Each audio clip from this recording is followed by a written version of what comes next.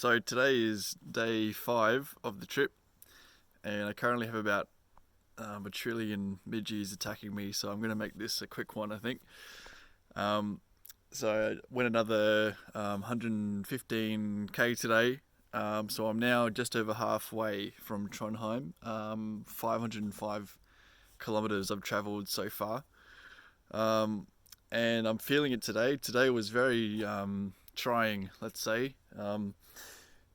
A lot more difficult than yesterday, not just um, physically but mentally as well, I think, and there was a few reasons for that which I'll explain. So the day started actually incredible, waking up on that beach that I showed you yesterday. Was the only person there, had a magnificent, well, it wasn't really a sunrise because the sun rises at about 3:30 a.m. here, but magnificent kind of post sunrise over the beach, and I sat and had a really nice breakfast. For whatever reason, I decided to wake up a bit early today, so I was up by 6, which was a bit earlier than normal, and was able to spend some time rearranging how I packed things, and spent some time drying all my gear, which had been soaked that night as well, which has become a bit of an ongoing theme, unfortunately. And so I after a couple of hours of faffing around, having breakfast and cleaning gear and stuff, I headed off around 10 a.m., which seems to be the usual time these days, and went towards the first ferry of the day. Today there was 3 ferries, and so the first one was reasonably uneventful. Another car ferry, and the best part of it was actually getting to the other side. Funnily enough, because as I was disembarking the ferry, I kind of came off, and then there was 2 other bike packers. They just came around the corner and they saw me and I saw them, and we both just came up to each other, and everyone had big smiles on their faces and was like, "Oh, what's going on? What are you up to?" And we ended up just chatting for about 15 minutes, like we were old buddies, which was really cool because, one guy was from France and he was traveling up to North Cape from France, so he'd been biking for, I think, over 2 months now. The other guy was from Germany. All 3 of us had completely different setups. Like the French guy had a complete touring setup with the butterfly bars, which is the first time I've seen it on this trip so far, actually. The German guy had the full bike packing setup with suspension forks, and I had a bit of a mix of the 3. And we were all just chatting like we were good friends. It just goes to show that in biking everyone can have completely different approaches to the same problem, and everyone was really excited to see how we'd all kind of tackled packing our stuff. Oh my god, there's so many midges here, it's crazy. I've had a few fly into my eye and my ears already.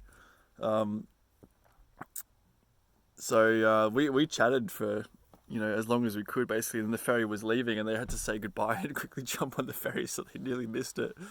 But then I continued and had to quickly make up some time because there was another ferry I had to get on, going to the town of Alisund, which this ferry only comes every few hours, so I really wanted to make sure I didn't miss it.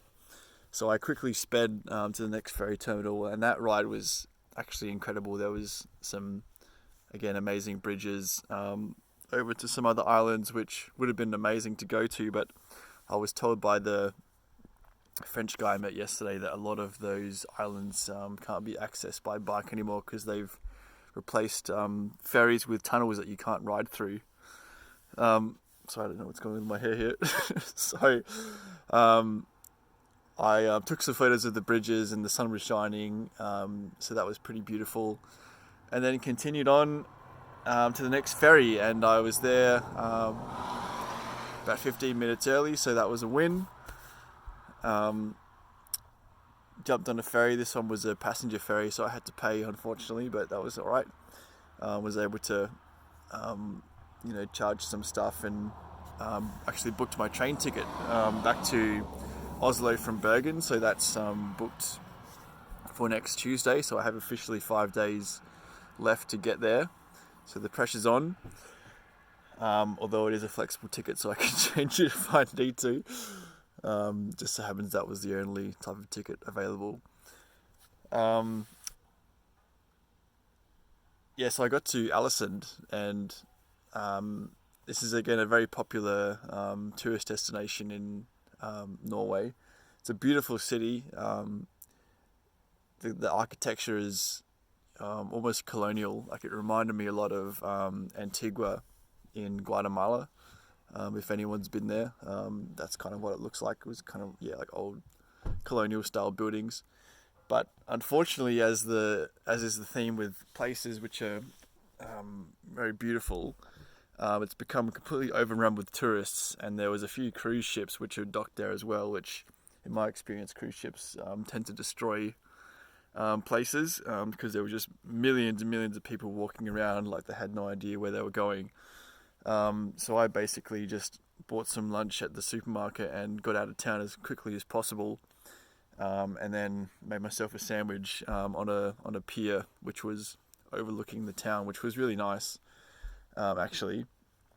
But at this point, the rain started coming back in again, and the roller coaster kind of resumed of rain coming out, rain going away, sun coming out, sun going away, and it was just winding roads through suburbia, going up hills and then down hills, and I had to constantly be looking at my map to make sure I was going the right way, and I keep taking wrong turns, and I was going up very steep hills, and it was raining, and there was headwind pushing me every direction, and it wasn't very fun, to be honest.